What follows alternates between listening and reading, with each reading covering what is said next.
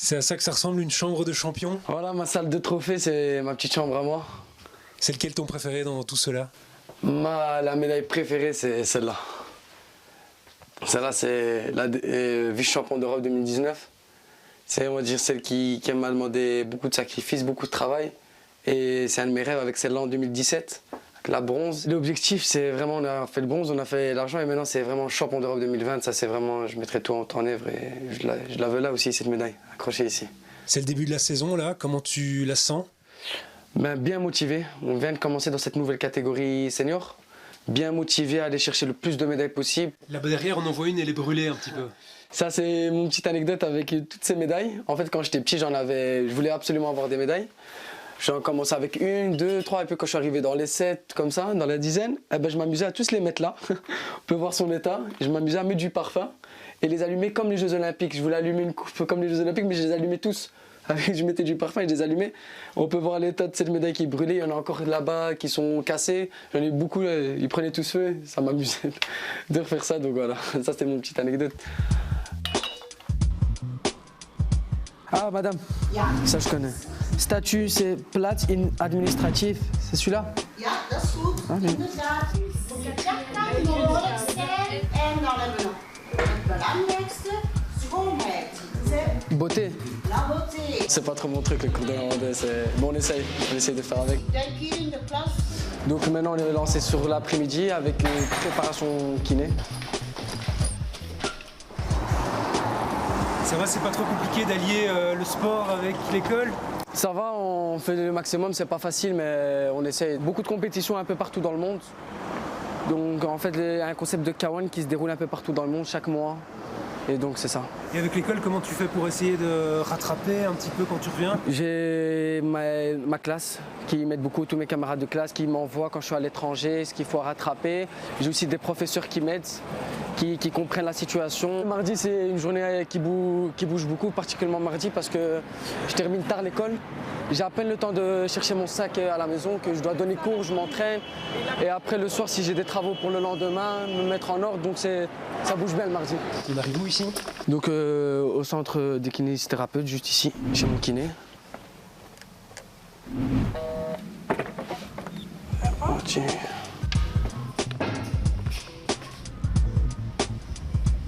On est un peu à l'avance. Ça va papa? Ça va, hein? Ça va. Ça a été l'école? Ouais, ça a été, tranquille. Toujours avec papa? Ouais, toujours. C'est très important pour moi, donc comme à chaque déplacement international, championnat du monde, championnat d'Europe, il est toujours là. Et c'est pareil pour les entraînements. Ça va, nous? Ça va? Bien? Nafo? Bien. Tu fais la présentation, Younes? Voilà, Arnaud Verstrassen, mon kiné depuis maintenant 2 ans. On travaille ensemble pour tout ce qui est kiné, voilà. Prise en charge. Venez. On est parti, donc tu avais un problème au niveau du pied, comment ça va ça? Petite inversion, le pied ça va, l'épaule j'ai eu un... Okay. Quand je l'ai pas senti pendant le combat, donc je peux pas dire comment c'est venu, mais à la fin, j'ai senti que mon épaule j'avais mal. C'est pas comme on avait la blessure d'avant, mais je sentais une petite gêne. Maintenant ça va. J'ai repris les entraînements. Ouais, c'était vraiment le soir, j'ai senti une gêne et tout. J'ai laissé du repos, j'ai fait un bain glacé et tout ça. Et... Ici tu viens pousser contre ma main. Donc ici, avec Younes, ce qui est important, en fait, c'est qu'on a 3 axes de travail. Le premier, c'est on va d'abord travailler dans le préventif. Et donc là, ça reprend le kiné, ça reprend le préparateur physique, ça reprend le médecin, mais aussi le diététicien. Il y a tout un corps médical qui se passe derrière. Ensuite, on va travailler, évidemment, des fois, il vient et voilà, il s'est fait une blessure et donc... Là, il faut apporter des solutions, on traite la blessure. Donc, il a eu une grosse lésion au niveau de l'épaule il y a 2 ans. Puis, il y a une phase de renforcement où moi, je prends en charge avec le préparateur physique. On essaye d'être disponible 2 à 3 fois semaine, en fonction évidemment de son agenda. Au niveau de ton pied, j'ai déjà l'impression que ça va mieux qu'avant. Ok. À bientôt, hein. Semaine prochaine.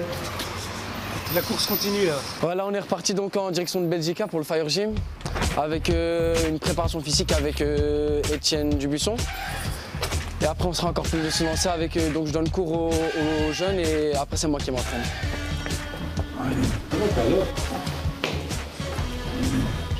Toujours à l'heure mon frère.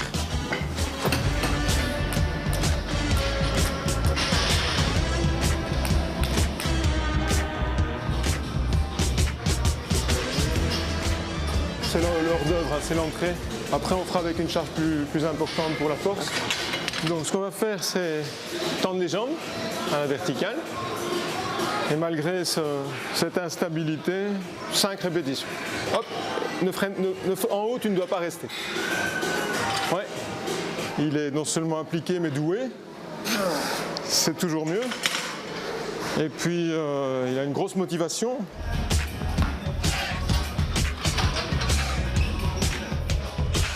C'est un sportif de haut niveau.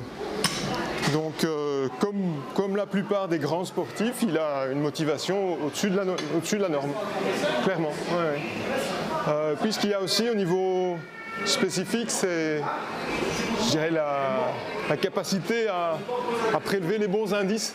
Il a la vista. Ça, c'est un gros plus. Alors, j'ai mis très lourd, mais je t'aiderai. Ça va ? Enfin, très lourd, n'exagérons rien, mais il y a 50 kilos quand même. 50. On essaie d'en faire au moins 3. 2, 3, 4. Allez, la petite dernière. Oui, replace tes mains. Super. Et en kizami.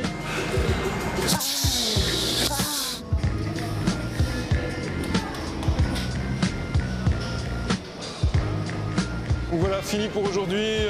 Et puis, il ne te reste plus qu'à donner cours quoi, maintenant. En position. Allez, os. On commence à trottiner par là. Allez, go, c'est parti, go. Allez, allez, allez. On y va, on y va, on y va, on y va, on y va, on y va, on y va. Allez. Pour l'entraînement aujourd'hui d'une heure. Fini la rigolade, on parle plus, on se concentre. 12, 13, 1, 2, 3, 4, 5, 6, on lâche. C'est très très bien, rapide ça. C'est bon, vous êtes bon là, vous êtes bon. C'est tout ce que j'adore, c'est tout ce que j'aime, travailler avec eux, partager ce que je sais faire, leur ramener un petit plus, travailler avec eux, la communication, le social avec tous ces jeunes et tout, c'est vraiment tout ce que j'aime, j'adore. On n'est pas fatigué là. Faut pas être crispé. Non, non, on est bien, on chauffe. 1, 2, 3. Os.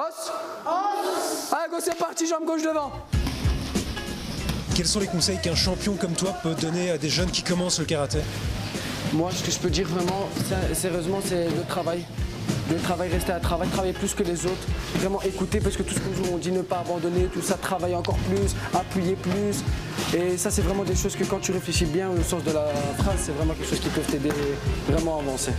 Position, on sautille, on va tout simplement aller toucher la jambe. C'est un petit combat, juste pour toucher la jambe. Ouais, on est là. Essaye de me toucher la jambe, boum, j'esquive. Ok, reviens. Bam, ok, je remets. Ok, là, bam, j'attaque. Allez, os. Bel entraînement, les amis, on peut s'applaudir.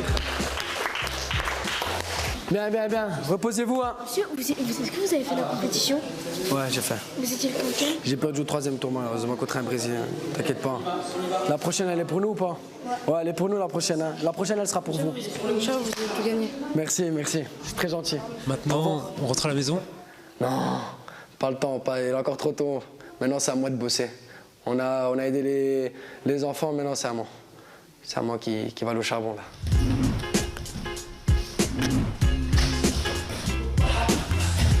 Le karaté, comment ça a commencé? Donc moi, on va dire que c'est un peu une histoire de famille. J'ai commencé à mes 9 ans.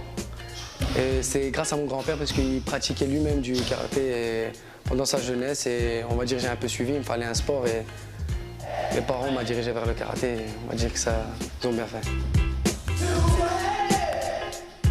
C'est un sport que j'ai directement aimé, j'ai apprécié. Et j'ai toujours aimé aller aux entraînements. C'est vraiment quelque chose qui est rentré, on va dire, directement en moi. Même si j'ai commencé à l'âge de 9 ans, c'est comme si je les avais commencé à mes 4 ans. Depuis que je suis petit, j'ai toujours rêvé de combattre dans l'équipe nationale belge. Et puis on va dire maintenant, depuis l'âge de mes 14 ans, je suis en équipe nationale et ouais, d'avoir ce training national, cette écusson et tout, c'est toujours une belle fierté. Ça fait plaisir. Quand on va partout dans le monde, on se sent un peu comme un ambassadeur? Ouais, on se sent bien toujours quand on est avec la team Belgium, on est bien encadré avec mes copains, toute cette fédération qui fait tout pour nous, les présidents, les entraîneurs qui nous aident, tout ça, ça fait plaisir, on se sent fort.